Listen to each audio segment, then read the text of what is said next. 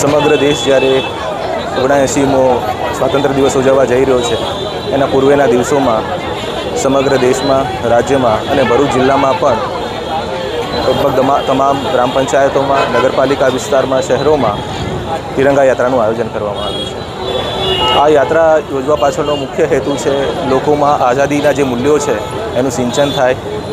જે આઝાદી માટે આપણા આઝાદીના લડવૈયાઓએ બલિદાન આપ્યા છે, એમની ભાવનાઓને એમને કદર થાય, આવનારી પેઢીને આઝાદીના મૂલ્યોનું મહત્ત્વ સમજાય, એનું સિંચન થાય, એના ભાગરૂપે સમગ્ર દેશમાં અને ભરૂચ જિલ્લામાં પણ ખૂબ મોટા પ્રમાણમાં રેલીઓનું આયોજન કરવામાં આવેલું છે.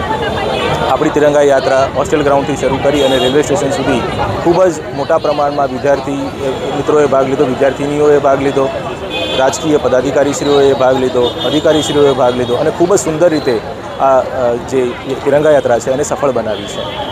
આવનારા દિવસોમાં જ્યારે આપણે સ્વતંત્રતા દિવસની ઉજવણી કરીશું ત્યારે તમામ જિલ્લાના નાગરિકોને, શહેરના નાગરિકોને સ્વતંત્રતા પર્વની ખૂબ ખૂબ શુભકામનાઓ. ધન્યવાદ.